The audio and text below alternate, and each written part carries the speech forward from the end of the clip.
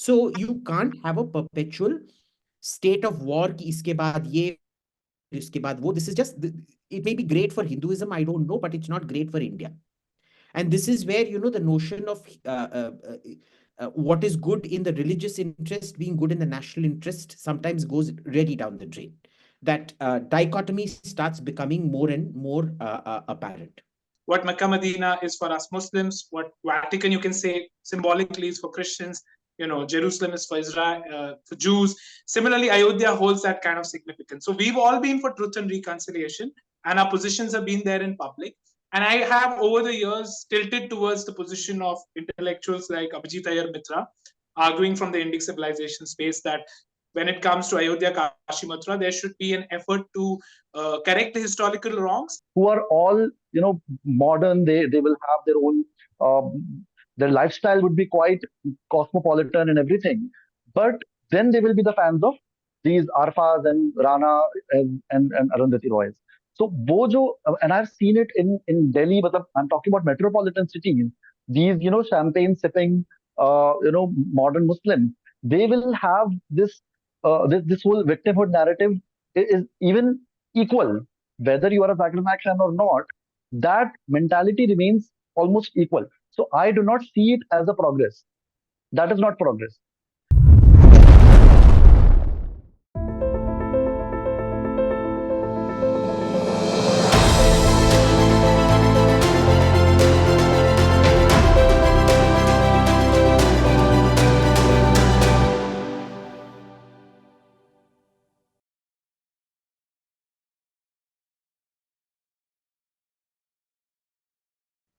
नमस्ते, स्वागत है आपका इंडिया दिस वीक के नए एपिसोड में, और मैं हूं आपकी होस्ट आमना अंसारी। आज खालिद एज अ को होस्ट ज्वाइन नहीं करेंगे, बल्कि एज अ पैनलिस्ट ज्वाइन करेंगे। So since you all guys know, वो चुप नहीं होता है जब वो बोलना स्टार्ट करता है। So wish me luck for that. So and साथ में हमारे साथ हैं अभिजीत अय्यर मित्रा, और आज का सब्जेक्ट है Gyanvapi mosque and Kashi Vishwanath Mandir. So since this is like very hot topic right now, especially after court decision कि हिंदू वहां पर जो है पूजा कर सकते हैं, तो ट्विटर पे भी काफी ज्यादा इस पर डिस्कशन हो रहा है। सो मैं शुरुआत खालिद से करना चाहूंगी, क्योंकि खालिद ने भी एक स्टॉर्म स्टार्ट किया था ट्विटर पे, स्पेशली आनंद और जैसा दीपक के पोजीशन में, लाइक डिसएग्रीमेंट में स्टेटमेंट देने के बाद। एंड आई थिंक खालिद, आपका जो नोटिफिकेशन है वो रुक ही नहीं रहा है उसके बाद से। So so let's start from you, and how do you see it? And after all this discussion on the Twitter, what is like your current view on this? See, current view on it is that I've been clear, and actually both of us have been very clear, that there are certain historically religious significant sites, religious holy places for our Hindu brethren community, which are of massive religious significance to them. And I had done a tweet, which I have said actually many times over the last few years, that what Mecca Medina is for us Muslims, what Vatican, you can say, symbolically is for Christians, Jerusalem is for Israel, for Jews. Similarly, Ayodhya holds that kind of significance. So we've all been for truth and reconciliation, and our positions have been there in public. And I have, over the years, tilted towards the position of intellectuals like Abhijit Iyer Mitra, arguing from the Indic civilization space that when it comes to Ayodhya, Kashi, Mathura, there should be an effort to correct the historical wrongs. And these are the three positions of significance towards the Hindu community, where there needs to be a step forward by the Muslim community. Having said that, the hardliners in our community are not backing down. OAC called Archaeological Survey of India the handmaiden of Hindutva. Now, the sad part, at least about Gyanvapi, is sad. Why I'm saying is from the Muslim hardliners' position is because even if there's a toddler who goes and sees that place, it's clear to the naked eye that there are temple ruins there, right? It is clear from historical records where Aurangzeb's biographer says that, he took pride in demolishing that place. Now, after that, also, if you're going to be very hardline about it and say, we completely reject it and we are not going to budge from our position, then that's the sorry state of affairs from the leadership we've seen from the Muslims, and ultimately in which the average Muslim suffers. And people like Arfa Khanam Sherwani with their leftist ideologues and Islamist ideologues for the wires of the world, they travel the world, paint this gloomy picture of Muslim victimhood, and the average Muslim suffers, and so does the average Hindu on the other side. So my position is that Now, coming to what happened, I did not have any intention of starting any storm. I just responded to J. Sai Deepak's argument, in which he said there are 40,000 such temple sites which all need to be reclaimed. I, to be very honest, do admire him for his intellectual workmanship for the books he's written, which I know people even within the Hindutva nationalistic side say that they're not comfortable with that, but so be it. I'm an individual there. But he responded by saying that ours was a position which he disagreed with. And of course, it got a little heated up, not from my side. And then Anand Ranganathan also backed that position. Now, I don't subscribe to that position. I made that position very clear, even though the notifications are not stopping. A lot of his supporters are like last 3-4 days arguing for that position. My position is clear that beyond those few particular sites, it then, for me, from the intellectual perspective, gets into some very, very dangerous zone of reclaiming the past and then just sticking to some victimhood position and not taking into complexities that conquest was a way of life, and nobody is arguing here, and you don't need to see us through Muslim identities. We are telling you this as Indian citizens, that beyond that, even someone like Sri KK Mohammed ji has said that beyond those 3 sites, if there is a question of so many thousands of sites, first of all, where is the archaeological evidence, where is the historical evidence, and how will we come to those numbers? People have not been able to provide that figure. Second, when it gets into that position, I am not comfortable with interpolating it with an entire community today who has nothing to do with it, right? There was an argument made by Sai in that I said I do want my Muslim community kids to own up to their Hindu cultural roots, and he said I do not care about that. Well, I don't want you to care about it, but I'm not going to take this position lying down and thrust it on ordinary Indian Muslims and kids of this generation that they have something to do with temples which were demolished. So I don't subscribe to that position, and that was my only humble disagreement with them till now. But I strongly stand with that position. And so I've got even a huge message of support equally. I mean, there are a lot of commentators who are like, no, we look at this position. But that position, I think, is a very maximalist position. It's not good for the fabric of India. I'm not threatening, contrary to what many people said, I'm threatening because of my identity. No, nation states don't work on that. No superpower became a superpower saying, 300, 400 years back, a particular community today who has nothing to do 400 years later with that is, we need to just tell them, no, just start vacating everything. Having said that, I am very clear about the fact those Muslims who are celebrating the likes of Aurangzeb and have that mindset and want to rub it into the faces of Hindus, of course you need to call them out. Of course you need to condemn them. Of course you can even call them with the Pakistan mindset. So there I am with them, but not in this position. That's not how a nation state works, and that's not how two communities, the largest two communities, can work together. So, Abhijit, first of all, congratulations for the Ram Mandir inauguration. Plus, जो भी आया है ज्ञानवापी में decision, I saw that your tweet also that you were very happy. So, first of all, congratulations for that. Second, I would ask the same question. First of all, how you're feeling? Like, does it does something for you as a Hindu that you're getting some kind of justice finally? That, and second, the question would be the same on the 40,000th number, which we have been hearing from Anand Ranganathan and J. Sai Deepak. How would you see that? So first of all, I don't know where this 40,000 number has come from, because Sitaram Goel shows 1,862, I think, temples in all, or 26, I forget, but it's slightly less than 2,000, number one. Number two, Vikram just threw that number around in the air. He also hasn't seen the citation, because I spoke to him after I heard him talk about that number. He also hasn't seen the citation. But let's leave it aside. Let's leave it aside as saying ki, this is just a number being thrown out there. It's a metaphorical number. It's not an actual physical number. So, usko maro goli for the time being. Notice one thing I have never said. You use the word justice. I have never used the word justice. I do not believe in correcting historical wrongs. Let's be very clear about this. Okay. I do not support, post facto war reparations, post facto Holocaust reparations, post facto Hindu reparations, post facto Muslim reparations, post facto anything. What happened, and that is it. You can't keep going back, because which wrong are you going to correct? You understand? Because it doesn't matter if Aryans were native to the soil or not, and Dravidians were native to the soil or not. We know for a fact that Afroid tribals, who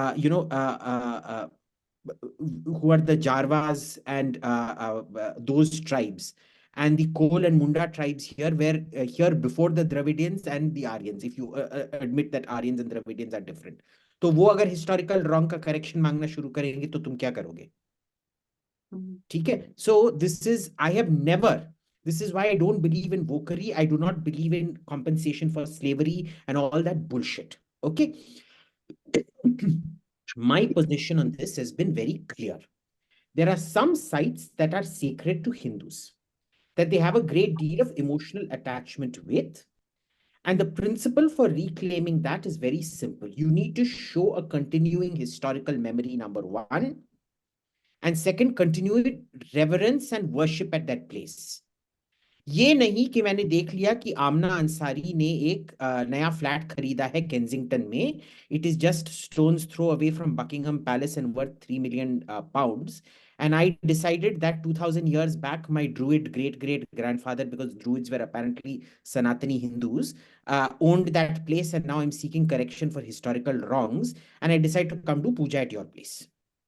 Okay, there has to be a memory of that, a continuing relevance. And remember, with Gyanvapi, with Kashi, with Ayodhya, we never stopped worshipping there. You know, in fact, if you go through the court transcripts, see, there is a fundamental difference between two cases, Kashi and Ayodhya on the one hand, and Gyanvapi on the other. Kashi and Ayodhya were one on the title deed, which is the Hindu side owned the land. Okay, and therefore they want to get rid of a structure which they don't want on their land. It's that simple. It's a property ownership case. Clear, cut, crystal clear. Gyanvapi is not. Okay, it's a different case out here. But that is not the principle. The principle that needs to be applied is collective memory of the place and continuing worship of the place. Okay, so right now it's 3, maybe it'll extend to 6, 7, but I don't think it'll extend to more than 6 or 7 beyond that. Because this thing कि जहां भी तुमको archaeological ruin मिल गया, तुम जाके उधर मंदिर बनाओगे, this historical wrong, this decoloniality bullshit, decolonization bullshit, I have never bought it. And you know, this whole thing about decoloniality, it actually comes from these Latin American decolonialists who themselves were bloody white oppressors who used to go around killing Native Americans. The only thing is they wanted Spain and Portugal to get out. मैं गोरा हूं, तू काला है, मैं तेरे पे राज करूंगा, पर तू स्पेन से राज नहीं करेगा. मैं गोरा इधर ब्राजीलिया में बैठ के राज करूंगा, या बुएनोस आयरेस में बैठ के करूंगा, या लीमा में बैठ के करूंगा. Okay, this is not this thing. So this entire wokeness, I reject out of hand. Mine is a principles-based approach to this. Okay. Again, you see Israel, the Dome of the Rock is under their control in the Al-Aqsa compound. They haven't demolished it. There are radical Jews who want to demolish it, but they have not demolished it. Okay. There, I don't know what the legal principles that apply out there is. For me, this is the legal principle that applies in this particular case. Okay. So you can't have a perpetual state of war ki iske baad ye, iske baad wo. This is just, it may be great for Hinduism, I don't know, but it's not great for India. And this is where, you know, the notion of what is good in the religious interest being good in the national interest sometimes goes really down the drain. That dichotomy starts becoming more and more apparent. Second, you know, my thing about these particular places, very specifically, especially now for the mosque on top of Gyanvapi, because the worship has begun in the basement. I can show you several verses of the Quran that says you must not play while idolatry is happening out there. Secondly, if we go by Ibn Taymiyyah and the Hanafi jurisprudence in general, you know, the very notion that a place has become sacred to you is shirk and bid'ah. Your relationship is with God. It is not with some, you are not meant to venerate objects. This is why when the Saudis, this is the third Saudi kingdom, And when the third Assaud kingdom captured Mecca, they destroyed every single tomb in the Jannat al-Baqi, and they destroyed every single historical site related to the Prophet in Mecca and Medina, because those had become objects of veneration out there. Okay, so these people who, so in doing this, in fact, I am doing the Muslim community a great service, because these people aren't Muslims. You see, they claim they are Khuda ka banda. They're actually they're all bin Iblis. They're all Iblis ke bande. They are takfir. They are engaging in shirk and biddah. And this is, a mosque is merely a congregation hall. Now, there is a case to be made of archaeological significance. Okay, that a building is archaeologically significant. It represents a historical monument in the annals of Indian history, in which case movement of the monument brick by brick very carefully is always an option. Like happened with the temples at Abu Simbel when the Aswan High Dam was being built. That said, it all has to adhere to the test. See, this is 40,000 is a declaration of triumphalism. It is not a correction of historical justice. Historical justice is getting back what is dear to you and central to you. Okay, it's really that simple. So this is, and then they start bringing in reservations. The amazing thing is, none of these jackasses ever seem to understand that reservation is never it is not a correction of historical wrongs at all. It's a completely different philosophy. It comes from a different place. It is not punishment of the majority. We'll discuss that as a separate thing, because people seem to confuse affirmative action in America and its origins and reservation in India and its origins. Okay, but I leave it there for my opening comments. Umar, मेरा सवाल आपसे ये है कि अभी जैसे आप MU में रहते हैं, सॉरी अलीगढ़ में रहते हैं, तो वहां पे जो आसपास है या जो आप मुस्लिम कम्युनिटी को देखते हैं, उनका क्या रिस्पॉन्स है? मतलब majority of the time I see that they are very okay, like it's okay what's happening. They maybe they like it or they don't like it, but they don't want to do anything. Even I have seen a lot of people are very happy कि हो गया अयोध्या का, चलो अब हम आगे बढ़ेंगे. But what is your analysis regarding that? I think in the city of Aligarh, whatever I have seen around me in that place is that, of course, there is not as much owning up as we would like to see. And like Khalid said about historical wrongs, that is one thing, and also owning up to the Hindu cultural roots. So, of course, that is a long path and there is a long way to go there. But like you said, there is a certain feeling of, okay, it is done, ho gaya, and I think we should move forward for the betterment of the country. I think that sort of feeling is more prevalent, I would say. And there is also a certain section which is like, कि they accept, because of course there has been archaeological evidence, there has been a lot of research by primary sources, whether it's the Ayodhya site or now the Gyanvapi. So there is a lot of evidence for out there to see. So there is not much you can deny there. So they have, with a heavy heart, of course, with a heavy heart, but still they are willing to let go. Things are not as bad as maybe they were maybe 10 years ago or 20 years ago. With, I would say, maybe because of social media, there is a lot of interaction between the communities, or maybe because the photographs and the primary sources, they are being circulating around. शायद उस वजह से, but there is a lot of acceptance towards the fact that, okay, something has happened and the court has intervened, Supreme Court का फैसला है, ठीक है, I think we can live with that. So I think that sort of feeling is more prevalent, which is, I would say, not huge, but still a small step in the right direction. I want to add something because I have lived a very big chunk of my life in Kashi. So Gyanvapi ka jo issue hai, as a Muslim there, I have been listening a lot of time, but I was not aware of so many things about Gyanvapi Mosque. So this is very, I don't know how to say it.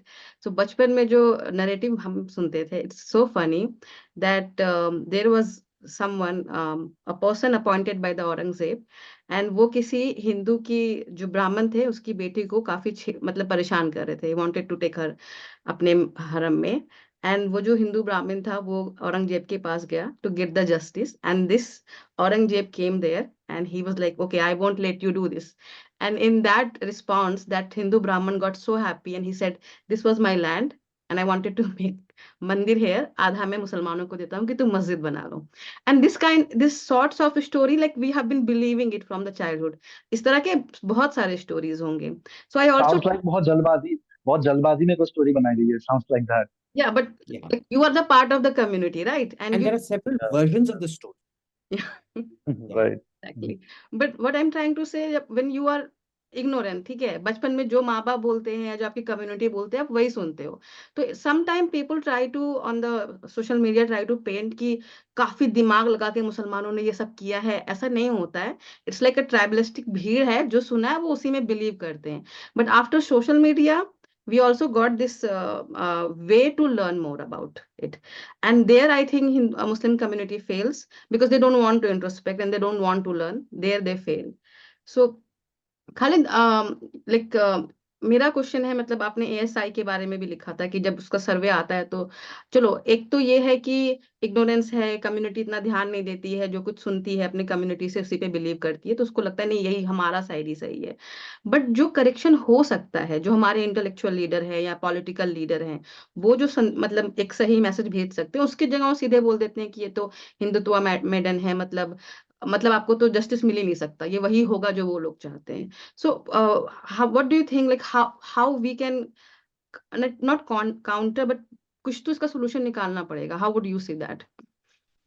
I don't know about solution, but see, I'll tell you something which I got very positive about the community. Being non-conformist from our community, we are usually critical of the regressive, patriarchal, misogynistic, separatist tendencies that are shown by sections. And communalism is, portrayed, and every time you're like just portraying yourself as a victim at the hands of the majority community. But to be very honest, whether it was the sermons on the Friday prayers, right? And for some reason, in the last 1 or 2 months, I, was not going to my regular mosque. It so happened I was traveling, so I went to different mosques and all for the Friday prayers. And within the family, within the extended family, within, my people who I work with, within my community, there was no discussion. There was nothing like what OAC was speaking. There was absolutely nothing, which made me show that the community has moved on. Okay, of course, there was no celebration, and that wouldn't be there because tribalistically it's an egoistic thing, right? But there was nothing at all. And that I can vouch for you was the average Muslim's reaction all over India. It's a huge way the community has come, And even if we apply low expectations, but it's a massive thing. Except for OAC, except for All India Muslim Personal Law Board, there was no reaction as such, that see what's happening now and all. And because so much has happened, so many tragedies 30 years back has happened where both the communities have suffered. You even had Pakistan play dirty with ISI, the Mumbai blast. Normal people beyond a point, I mean, the entire generations lose, right? So that was a great thing. And now the sad part is, God knows who actually represents 20 crores of us. Because All India Muslim Personal Law Board surely doesn't, neither does OAC. But yes, at the same time, they represent a significant section of the mindset, right? So we cannot run away from that. But what was funny, when I was having this argument that yes, there are people like us, we are not denying that we are not the critical mass, but we are a small, significant minority who are making strides. And we are not your ex-Muslims who are going to sell you bashing of our religion. We are not there. We are not there. There's a wave right now. You're going to expect us that we're going to bash because those ex-Muslims, according to liberal values, they should not be living under threat. But please, they are there to milk your sentiments. Yes, to the Hindu Sanatanis who keep on throwing these ex-Muslims at us. Because if they were truly rational, they would even poke, things, holes into your religion's weak points. Why don't they do that? Because they know that very moment you won't give them that money, right? So you're not going to expect that from us, okay? So be it. The left doesn't want to own us, the right doesn't want to own us. Point being, we are sticking to this position that truth and reconciliation has to happen. In Gyanvapi, it's obvious, right? And beyond that, no. I mean, once you're stretching that position to hundreds and thousands, then yes, it is an attack on the second largest community, which is a minority in a lot of states, because you're interpolating today's kids with actions of which have happened 400, 500 years back. And there is no other way to say it. You're using all these fancy terms, truth. What is truth? there are facts, there is reality of life. Conquest was a part of life. We are agreeing to you that supremacist attitudes, if they're going to rub Aurangzeb in your face, right as well, the reaction will come. It will be ugly, and we don't want to take sides. But like I said, we either side, beyond the point, as an Indian nationalist, it should not matter. It should matter that, okay, these are the issues, let's solve them and let's work ahead. If you're going to give these calls, then surely there will be tension between two communities, and all the time just Muslim bashing and saying, oh, they give threats and all. But yeah, it's tricky because there's not much. We don't have any leadership which actually speaks like that. Rather, they take hardline positions. I just saw yesterday some Maulana who said that he's come under severe criticism that we're going to hit the streets, right? Then if a reaction comes from the hardline right, that time you don't know what to choose. So beyond the point, you say, ठीक है भाई अरफा, तूर को लड़ना है, तेरे को मरवाना है, you don't want that to happen. Then a reaction comes on the other side, you're like, अच्छा तुमको भी आपस में लड़ना है, ठीक है, but बीच में तो आम हिंदू मुस्लिम है ना, who stay together for 1,000 years. So I think they only need to become more louder than the two sides. So that would be my here's the argument. thing, I have an issue Mhm. where every community here tends to collectivize victories and magnanimity and individualize defeats and cruelty. तो इसमें क्या होता है कि देखो, एक चूतिया मुल्ला निकला कहीं, sorry to use that word, but चूतिया मुल्ला निकला, he decides to oppose it in court. It's his right. He may not represent Muslims, but it's his right. I remember this during the LGBTQ, the decriminalization case. Some 2-3 Gandu Babas, Hindu Gandu Babas, decided to oppose the decriminalization. And everybody from The Economist to Time to whatever said, religious Hindus oppose decriminalization. Okay, now, does obstinacy of a few people mean collective responsibility for an entire community? Okay, unfortunately, that is the way it is portrayed, whether we like it or not. Okay, there is no nuance here. And this is what disturbs me. If you try to introduce nuance to, you are what? ये क्या Paltu?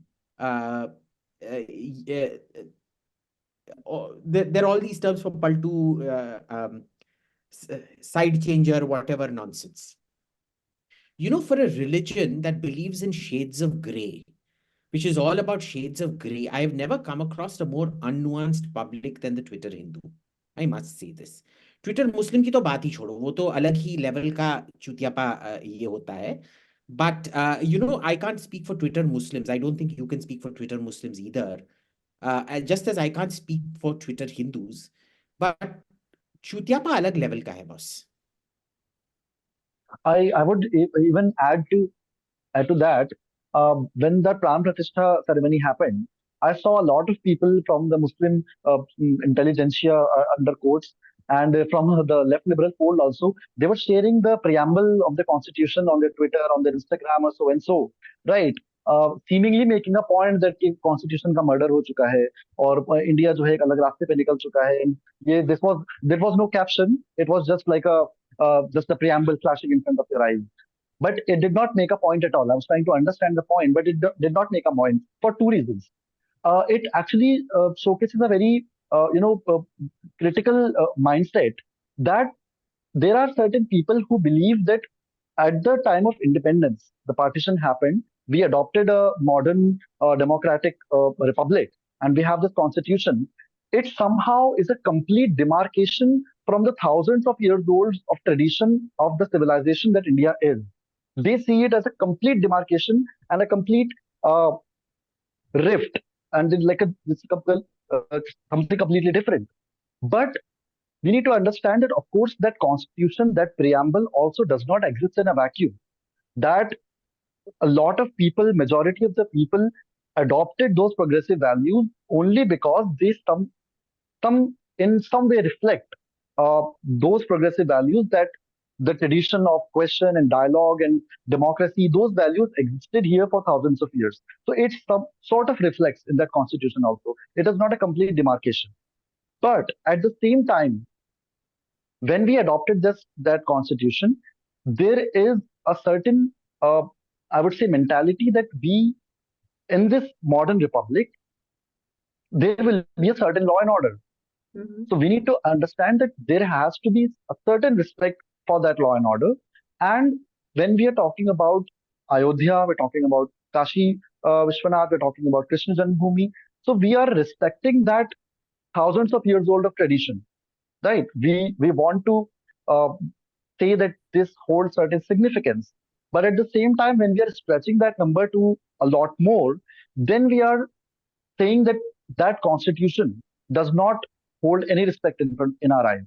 So I think that is a very extremist position. And Desai Deepak also made a very strange comment, which I did not understand. He said कि अगर कोई एक Hindu school of thought को अगर थोपा भी जाए तो it's okay for me. For the So now the question arises, which is school of thought and how it will happen and which is school of thought, who is going to decide that? So I think that we need to understand that this modern republic that we have carved out, that we have created with such difficulty, so it needs to be respected and it needs to be held together as a nation state. So Yeah. that is my position on that. Amina, can I had a question for AIN? Yeah, just 5 minutes. I just want to add this thing. I find very funny when Muslims share that constitution का murder हो गया है, constitution की value नहीं है, and they do not want to adopt one single value in their personal life. ठीक है, it's like so funny. Shah Bano के वक्त तो कॉन्स्टिट्यूशन का मर्डर नहीं हुआ था. I am fighting for so long कि मुस्लिम women's को right दो, तब इनको constitution की बिल्कुल याद नहीं आती है उस value की. ऐसे ये छापेंगे constitution की murder हो. So funny. Yeah, you can go ahead, Khalid. Yeah, I had a question for you. The other argument that was being made, which really didn't logically add up to me, the argument was that no Hindu body or any organization which claims to represent Hindus can take this, like, it's not up to them to take this position of whether we should reclaim those 40,000. It's to those individual temples. But Abhijit, there, if you are even saying, like, which obviously the hardliners even feel RSS is soft, because the Sangh categorically, you had Mohan Bhagwat saying that you cannot go under hunting for temple ruins under every structure. Okay, and their position is clear, as that is Abhijit's, that these are the three sides. Then isn't it self-contradictory? On one hand, you're saying that nobody can speak for Hindus, but then you are assuming the position of Hindus, and the body which can actually with confidence speak to some large extent, having worked for their ideological and religious goals, even they are being sidelined. How does this argument work? So the RSS position is not that of Hindus, it is that of Hindutva. Mm-hmm. So I am an atheist, but I belong to the Hindutva fold. I believe in Hindutva. Okay. Now understand, a lot of these people, the so-called trads, they have been the enemies of Hindutva from day one. Never forget, the worst castists have always been, just like the most obscurantist Muslim leaders were the ones that the Congress started, supporting and fomenting for their own feudal exploitation of the Sunni community. It was also the worst kind of castists who were exploited by the Congress. All of these people were sitting on the Congress lap, campaigning for the Congress, whatnot. Let me read out an excerpt from this thing.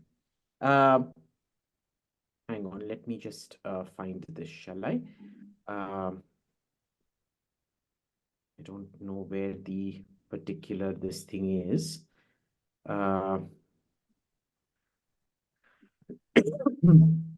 I forget, but there is not one of these people who has not opposed the RSS.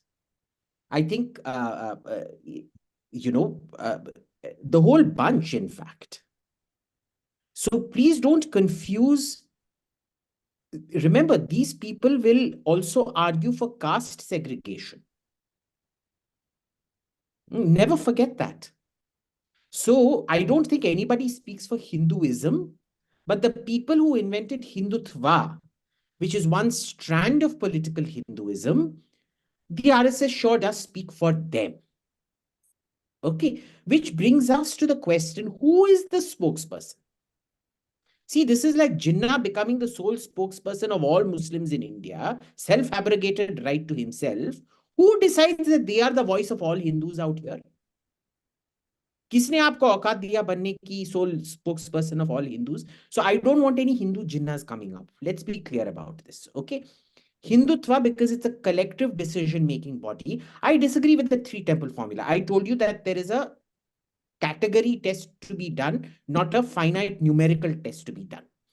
But that is an intellectual disagreement.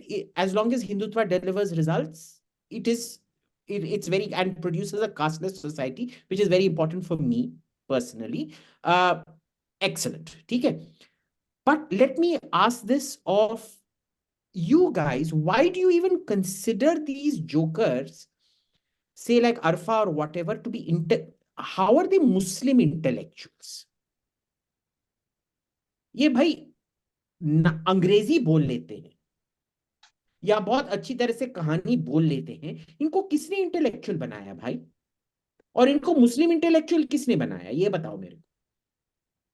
See, we can disagree on the term intellectual, but the fact is, I cannot deny. How did these people honest, become she has representatives of the a Muslim small community? base of support within the community.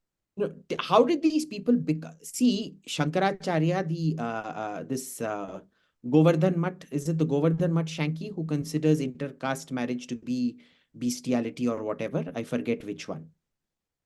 I don't feel the need to apologize. I don't know.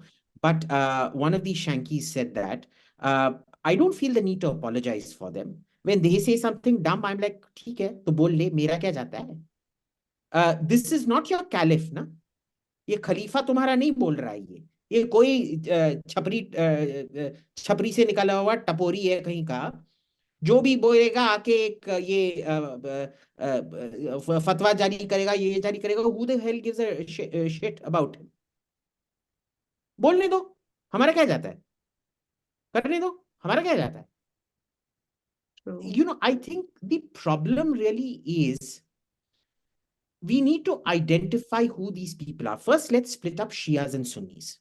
Okay, Shia polity has done very well for itself in that it's gone down a very progressive stream, and they've gone past identity politics towards economics. They're voting ki kaun sabse hamara dhando karta hai, etc., etc., etc.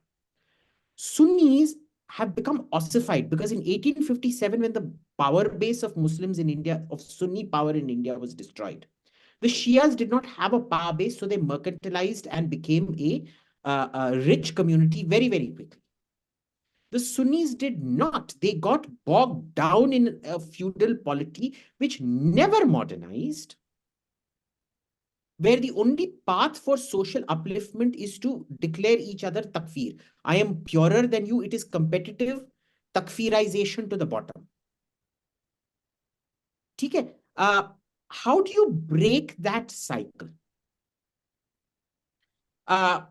So you need to understand, just like these sort of guys who are now conflating Hinduism and Hindutva, which are two different things, rank castists, incidentally, or casteist supporters, they will never come out right and condemn any of it or accept the reality of it. Okay? How do you then within the Muslim community not realize that these so-called self-appointed spokespeople are all the feudal lords? They would have been the Umrah of the Mughal court or the whatever court, essentially condomizing and exploiting their own population. क्योंकि उधर क्या होता है, इनको सब कांग्रेस क्या करता था, इनके बच्चों को ऑक्सफोर्ड भेजता था. But if any Muslim wanted even a toilet to be built or an electricity connection, he had to go to Malik for sifarish and shit like that. You would have to settle for a toilet or an electricity connection, while the Congress would give him lots of wealth, whatever, and send off his kid to Oxford so he can now speak with a nice posh accent. This is feudalism. This is classic feudalism. So there is a need to modernize large sections of Sunni society in this country. I just want to add on to that. Sorry, Amna, Omer ko puchna. Okay, ask him. Omer, I just want to add on to what Abhijit said. Brilliant as always. But coming from our community, right? The Muslim community, can that equivalence between the two communities be made, because Hindus have that critical mass, not mask, a mass who time and again will tell their hardliner to buzz off. In our case, in person we might, but there are just few of us who stick on out, neck out, and our critical mass might not back Owaisi. He might not, he of course has no pan India appeal, but we are quiet, right? So that differentiates the two communities, and that's why the argument from hardline right ki yaar ye to fir, then the community, whether by support or tacitly, are then actually endorsing hardline positions. I hope it was a little complex question. Was I able to convey it well? Absolutely. I think I've said somewhere before as well that जो भी मुसलमान जाकिर नायक का fan नहीं है वो अरुंधति रॉय का फिर fan है. ये ये ये जो this constitutes I would say more than 90% of the community. तो प्रॉब्लम जो है वो यहाँ पे आती है कि जब आप when you are educated, एक तो जो लिटरलिस्ट हैं, of course they are the trads of the Muslim community, they are there. They take everything literally. उनका साइंस वाइंस से भी कुछ इतना लेना देना नहीं है. But then there are the educated ones who are all, modern. They will have their own, their lifestyle would be quite cosmopolitan and everything. But then they will be the fans of these Arfas and Rana and Arundhati Roys. So wo jo, and I've seen it in Delhi, but I'm talking about metropolitan cities. These, champagne sipping, modern Muslims, they will have this whole victimhood narrative is even equal, whether you are a Zakir Naik fan or not. That mentality remains almost equal. So I do not see it as a progress. That is not progress, because what you do in your personal life, whether you offer namaz or not, uh, an average Hindu can't care less whether you offer namaz or not, whether you drink beer or not. An average Hindu, I won't, for lack of a better word, doesn't give a shit, I would say. But uh, when it comes to your position vis-a-vis your relationship with the majority community, that is where the test comes, whether you are progressive or not. But a lot of, I would say, Muslim intellectuals, they convince themselves in their head कि हमारा जो मुस्लिम right wing से लड़ाई मैंने करना था वो तो मैंने बियर पी के कर लिया, वो तो मैं क्लब जाता हूँ, और मैं नमाज भी नहीं पढ़ता हूँ. ठीक है, तो मेरा जो राइट विंग से लड़ाई था वो तो हो गया है, रूम के अंदर बैठ के क्लब में जाके हो गया. बट अभी मुझे, and now they convince themselves that they are progressive and modern, and now they have all the ammunition to fight the casteism in Hindu society. कि अब तो मेरा लड़ाई राइट विंग से तो हो गया ना, मुस्लिम राइट विंग से, अब मेरा लड़ाई जो है वो हिंदू राइट विंग से होगा, लेकिन वो कमरे के बाहर होगा, वो ट्विटर पे होगा, वो आर्टिकल्स में होगा, वो लिटरेचर फेस्टिवल्स में होगा. वहां पे तो वो जो लड़ाई आपको कमरे के बाहर करनी थी with the Muslim trad, that you have taken just to your personal drawing rooms. So I think the journey from Zakir Naik to Arundhati Roy is not progress. It is, I would say, it is even at the same level or maybe even more aggressive. I don't know. I have seen a lot of believing Muslims who even take their, scriptures literally, but they are much more sensible vis-a-vis nationalism. They are much more sensible vis-a-vis issues like Ayodhya and Gyanvapi. They are much more sensible sometimes when it comes to commonsensical positions about victimhood. वो मंदिर को respect भी देंगे. They will have a lot of Hindu friends. They will, for example, on Gyanvapi, they will have, हाँ ठीक है, अगर सब देश के लिए अच्छा है तो ठीक है. But I have a bigger problem with these educated so-called, intelligentsia, like we're talking about Arfas and all. They, I think, are the bigger problem, because in their personal life, they will have all the progressive and modernistic, not progressive, but modernistic cosmopolitan lifestyle. But for an average Muslim, they will bat for the madrasa. They will bat for, अपनी personal life में they will have all sorts of rights that the Indian Constitution grants them, by the way.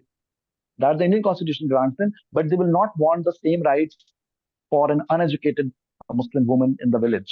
So I think and Amna would, of course, knows it better. So that's why I said somewhere that they should, when it comes to constitution, for example, so they should announce that, for example, we are uh, हम CAA कर रहे हैं. The government should announce कि हम जो है CAA लागू हो रहा है. So they will come out on the roads, constitution, and next year they should implement UCC. कि तुम तो बोल रहे थे constitution, so I think next year they should. So I think that can be a mind game that the government can play. So Surprise! Surprise या because उनके पास जो banner रहेंगे ना, बैनर चेंज करने का टाइम नहीं मिलेगा overnight. We vote for the constitution, तो वो फिर अदरवाइज फिर वो से नो टू कॉन्स्टिट्यूशन हो जाता है. So I think within the community the problem I have with this, that you should not, just because you have a progressive lifestyle, modern lifestyle, you should not convince yourself you are progressive. You are as regressive as the triad you are claiming to fight.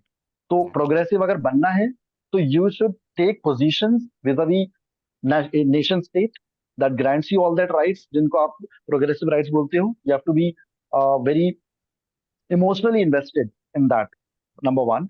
And also, maybe some people say that this is a hardline position, but my position is that India and Hinduism are, for me, sort of the same thing.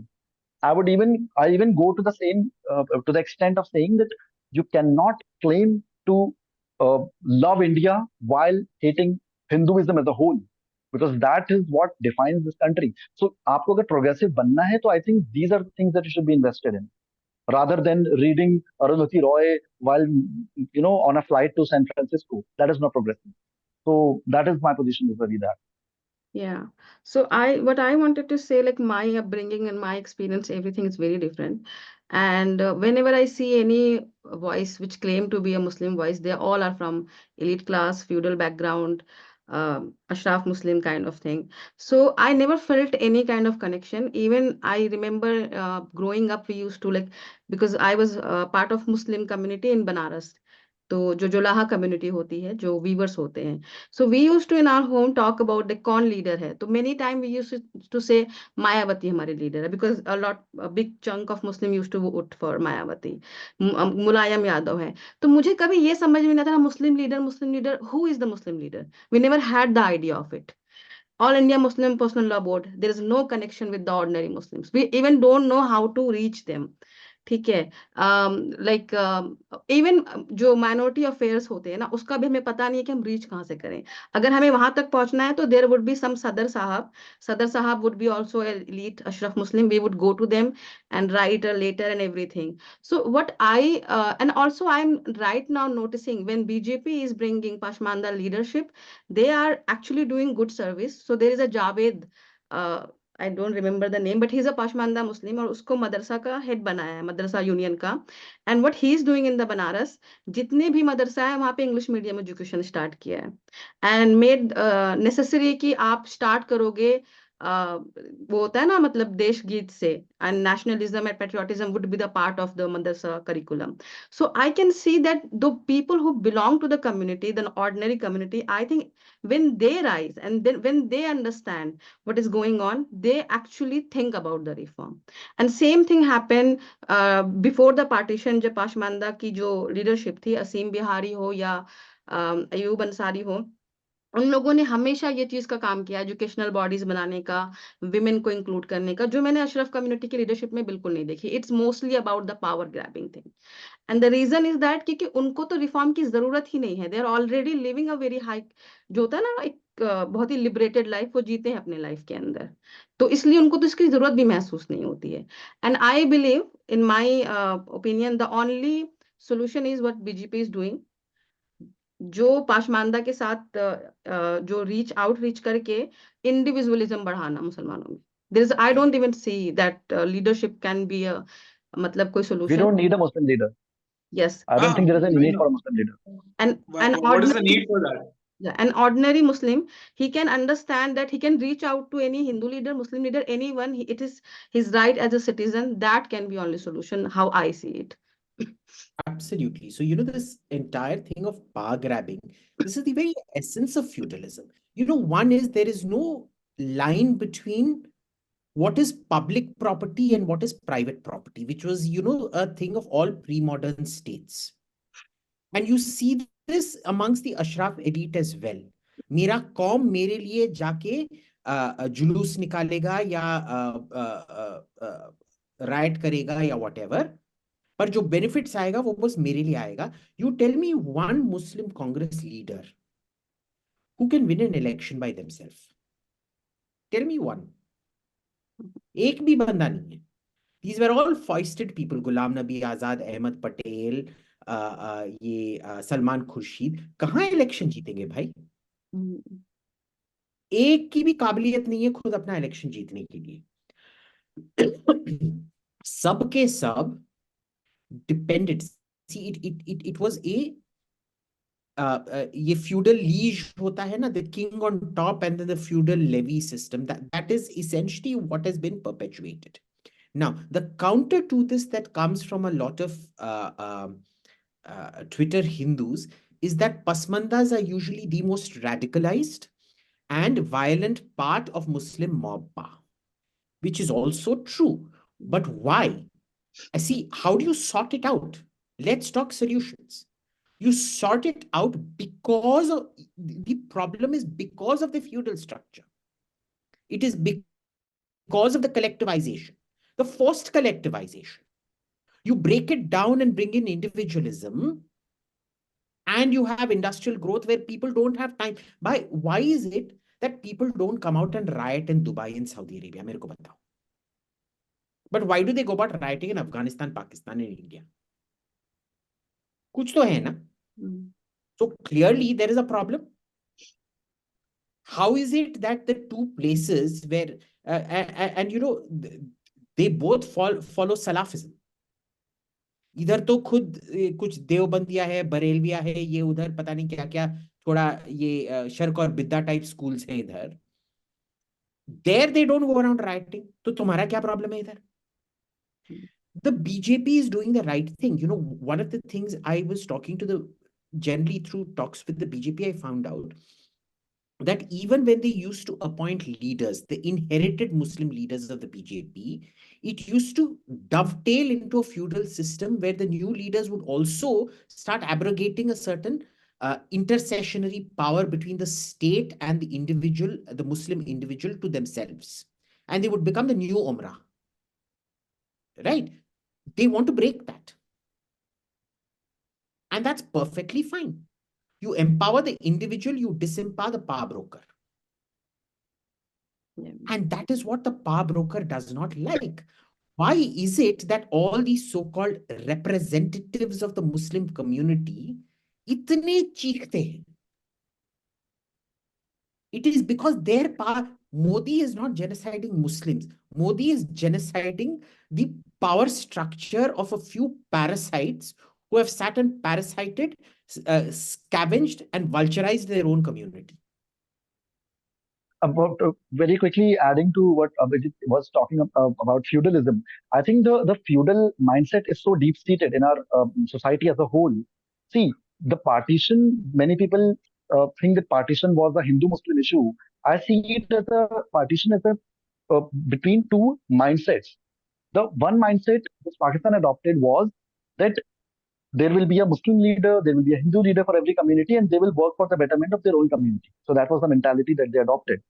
While India adopted the constitutional democracy, where the religion of an individual, of a leader, should not and does not matter. But the problem is कि हमारा for thousands of years हमारा जो feudal structure है वो इतना deep seated है कि हमको as a society अभी democracy समझ में नहीं आई है actually. And it's not a Muslim issue or Hindu issue. I think as a whole I'm talking about the Indian society, that we have not understood democracy. Constitutional democracy, I think, is a very brilliant system. Whether it came from the West, whether we have this own, हमारा अपना flavor हमने उसमें add किया. I'm not going into the history of it, but constitutional democracy, I think, is the best that we have theoretically. But practically, हम उसको अभी तक apply नहीं कर पाए, क्योंकि उसको mindset में seep in करने में भी time लगेगा, I think, as a society. And the feudalism is so strong when we're talking about, for example, the minority and the appeasement and oppression. I would just sum it up in one sentence. I think the the most oppressed minority is the individual. Yeah. When that is when that is the most oppressed minority, when you suppress the individual, that is where the test comes whether you believe in the libertarianism or liberalism or not. Because a lot of these liberal ideologies, they claim to fight for liberation, they claim to fight for liberty, but the utmost liberty is individual liberty. The problem comes, they talk about liberty, but they talk about the rights of a whole section of society, of the communion, of the commune. That is where the communist mindset comes from. So they will talk about liberation, but they will oppress the most oppressed minority, and that is the individual. So we have to come out of that mindset. I wanted to add there to is a that. standard trend out here to deny individual freedom. They all call it for community rights, collective rights, but Yes. nobody wants to champion individual rights. And community and collective rights is basically a jargon for what? It is a jargon for feudalism. Community decides, yani ki community leader decides, essentially. I wanted to add to that. The other day, my phone is not buzzing with that thread. Still getting some 100 notifications. Some of the comments were funny where people said, आखिरकार खालिद और आमना ने अपने अंदर का मुसलमान दिखा दिया ना. The funny part here was that I couldn't argue with such dimwits, but the funny part is this: reality is much more complex. Before this Ayodhya Pran Pratishtha happened, most of the comments of people who were still confrontational, sarcastic, aggressive were from Hindu leftists. And there were literally sometimes where some Muslims were telling them, "Bhai, it's okay," and they're like, "No, it's not okay." Right? So in that argument, why do many of the Hindu hardliners forget that, "Bhai, tumhare Hindu leftists hai na who champion the most hardline Muslims? There, are you still going to blame the religion?" So यही तो what खूबसूरती are है you इस देश talking की, यही तो secularism है. I think after a point it doesn't bother me. Like people say Muslimaniyat dikha diya, and I'm like, when I denied, I am a Muslim. Of Upbringing. course. Yes, but Amna, that brings me to your Munawar Farooqi article. So this really happened. Amna wrote an article about how Munawar's victory, the article's doing really well, sheds, it busts this victimhood thing. And there is a thread on Insta where a Hindu girl's telling a Muslim guy like, "Yeah, Munawar's good, and we should break off this victimhood." And the Hindu girl's telling him, "Dude, you don't know, it's wrong. You guys are getting oppressed." yeah, Muslim, yeah, that I shared, right, in my article. Yeah. Yeah. The Muslim is saying, yes, it's true, I'm Muslim and I'm doing fine in India. And not one, two, three Hindu came into the reply section and like, you don't represent all Muslim and you don't know this and that. I said, wow. Yeah. तुझको I just तू want to oppressed है, tell तुझको पता you, नहीं है, पर तू है. I want to tell you, Yeah. this is, you don't realize, the three of you don't realize that you're being genocided right now.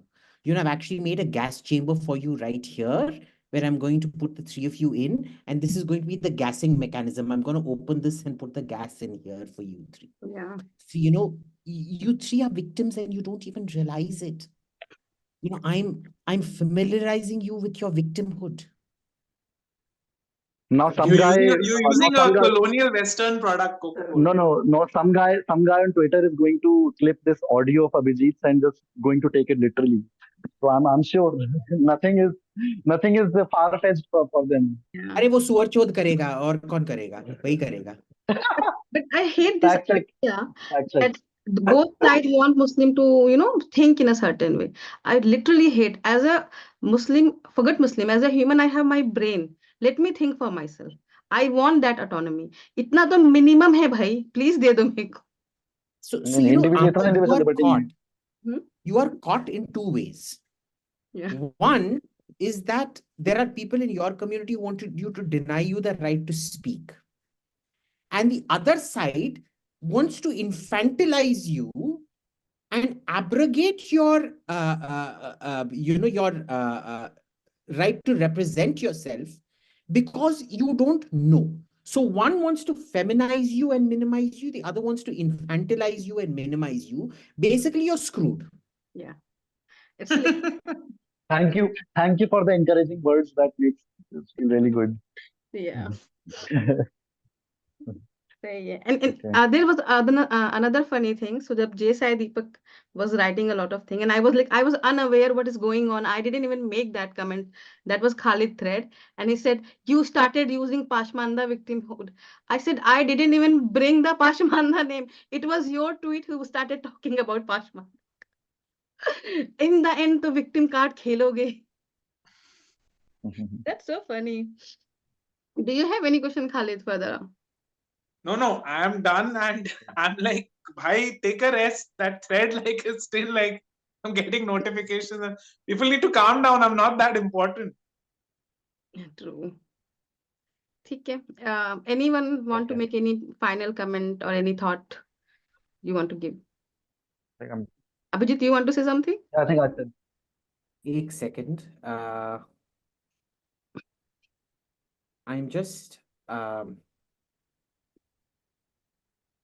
now.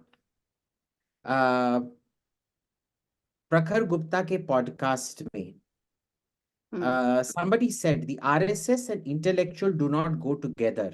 The almost 100-year-old organization has moved away from intellectualism and its vision of its founders, and no civilizational and intellectual narrative left to counter the left ecosystem with. The RSS as an organization over a point of time has reduced itself merely to an organization that turns up for humanitarian aid and help. I didn't say this. Words to live by. ठीक है. तो इसी के साथ हम अपना आज का एपिसोड खत्म करते हैं. प्लीज कमेंट सेक्शन में कमेंट कीजिए कैसा लगा. शेयर एंड सब्सक्राइब कीजिए. Thank you. Thank you. Thank you for having me. Okay.